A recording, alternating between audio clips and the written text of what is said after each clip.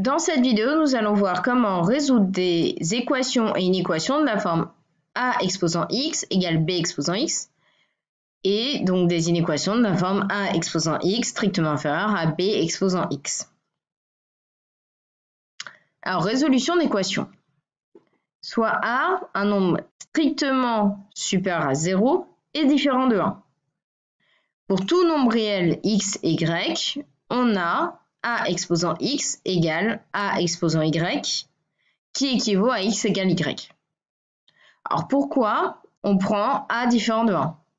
Alors si a vaut 1, ça veut dire que là on a 1 exposant x égale à 1 exposant y. 1 exposant x, ça fait 1. Et 1 exposant y, ça fait tout simplement 1. Enfin, si on a 1 exposant n'importe quel nombre, ça donne 1. Donc là, en fait, x et y peuvent valoir n'importe quel nombre. L'égalité sera vérifiée si a vaut 1. 1 exposant x sera toujours égal à 1 exposant y, quelle que soit la valeur de x et la valeur de y. Donc on n'a pas du tout comme conclusion que x est égal à y, parce qu'on pourrait avoir 1 exposant 10 000 qui est égal à 1 exposant 50 000. Or, 10 000 n'est pas égal à 50 000. Donc ce théorème est faux lorsque a vaut 1.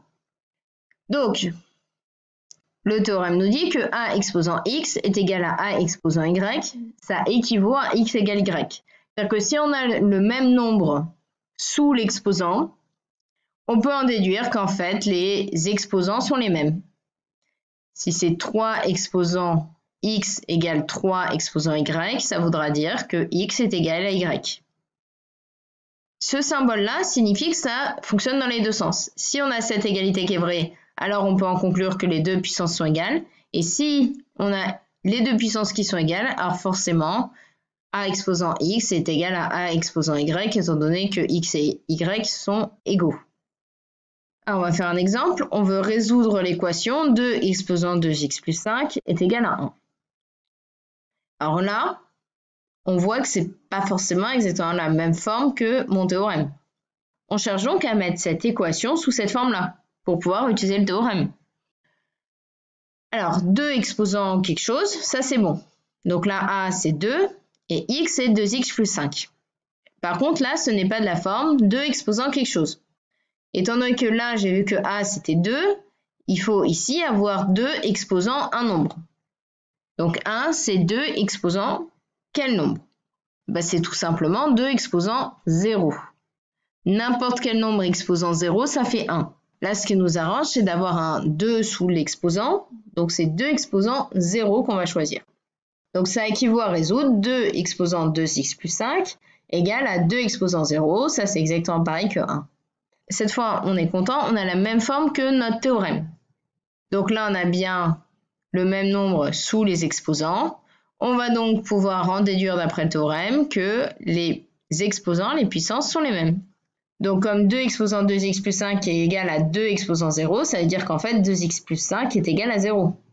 On souhaite isoler x. Pour cela, on va séparer les termes en x et les termes ne dépendant pas de x. Donc là, 2x, on va le laisser ici. Et donc, nous, le plus 5, on va chercher à le faire passer dans l'autre membre de l'égalité. Donc, pour ça, on va soustraire 5. 2x plus 5 moins 5 et de l'autre côté donc 0 moins 5. Ça nous fait donc 2x, plus 5 moins 5 ça fait 0. Donc là le plus 5 a disparu et donc là on a soustrait 5, donc c'est 0 moins 5, ça fait moins 5. Alors là on n'a pas vraiment fini d'isoler x, étant donné qu'on a le double, on n'a pas x, on a 2x, 2 fois x. Alors, on veut x, on a son double, on va donc diviser par 2. On divise par 2 chaque membre de l'égalité. Donc 2x divisé par 2. 2x divisé par 2, ça va faire x. Et là, moins 5 divisé par 2. Moins 5 divisé par 2, c'est moins 2,5. Et donc, on vient de trouver la valeur de x. La solution de l'équation 2 exposant 2x plus 5 est égale à 1 et donc moins 2,5. Cela signifie que lorsqu'on remplace x ici par moins 2,5, on va obtenir 1. Cela signifie que 2 exposant 2 fois donc moins 2,5 plus 5 vaut 1.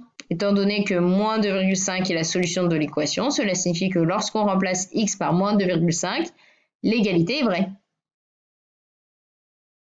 Alors maintenant, on va s'intéresser à la résolution d'une équation. Donc, on a a qui est un nombre strictement positif.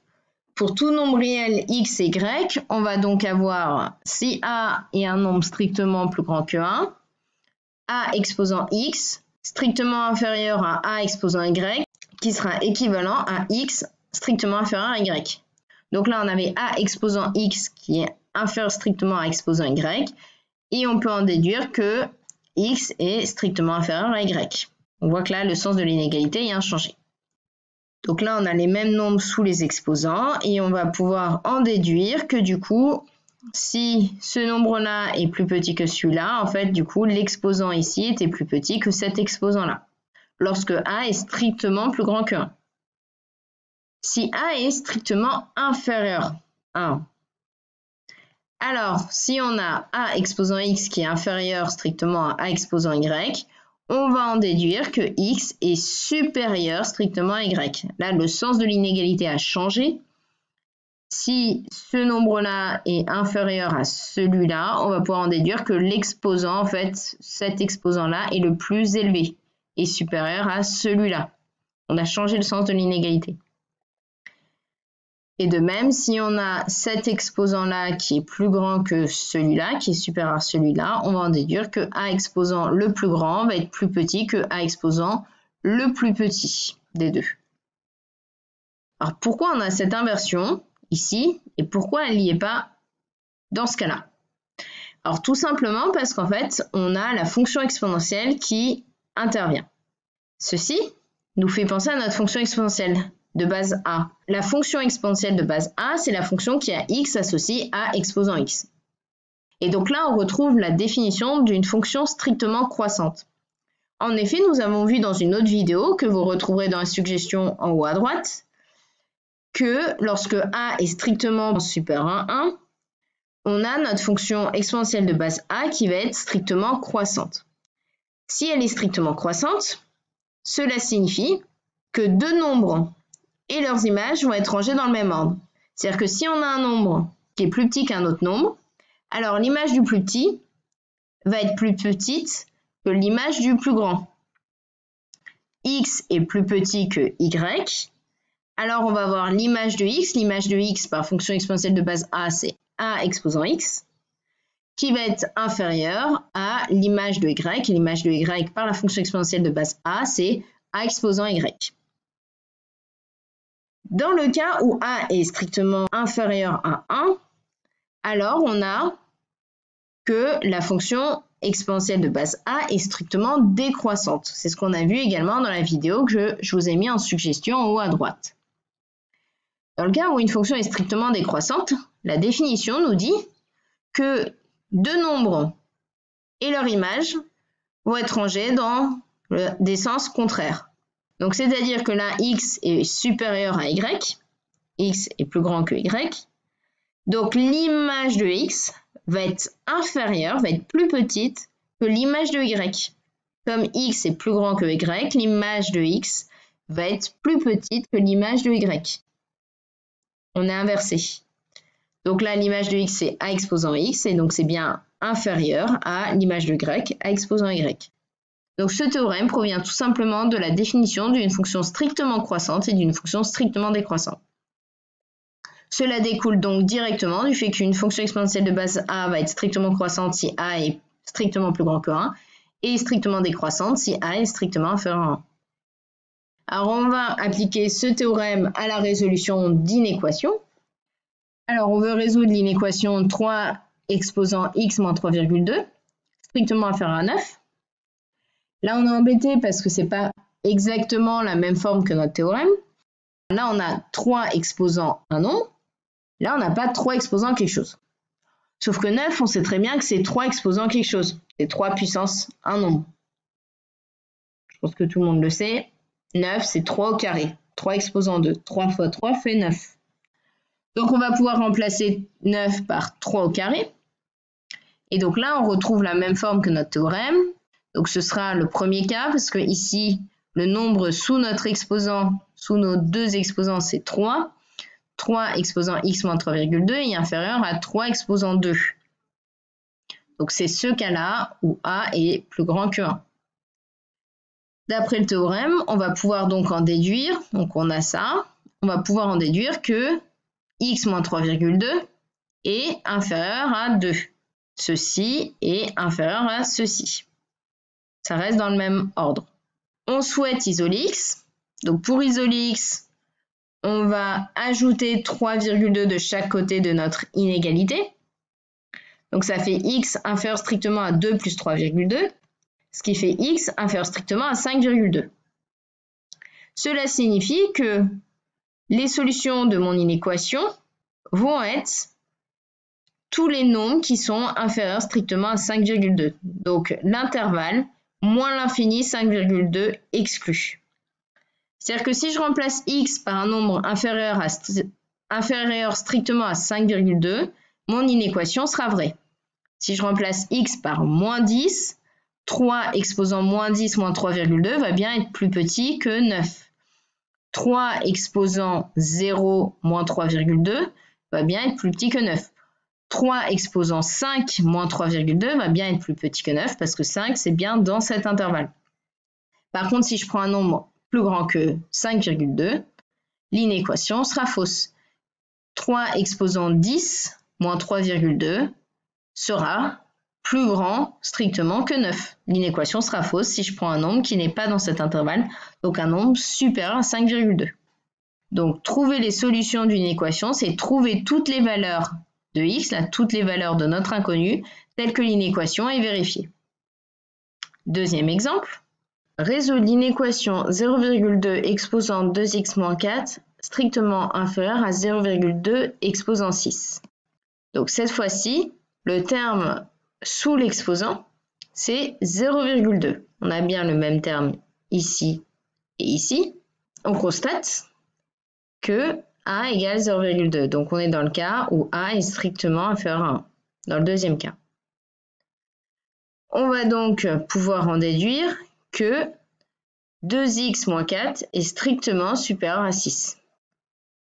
Comme 0,2 exposant 2x moins 4 est inférieur strictement à 0,2 exposant 6, cela équivaut à 2x moins 4 strictement supérieur à 6, étant donné qu'on est dans le cas où a est strictement inférieur à 1, et donc on va inverser le sens de l'inégalité.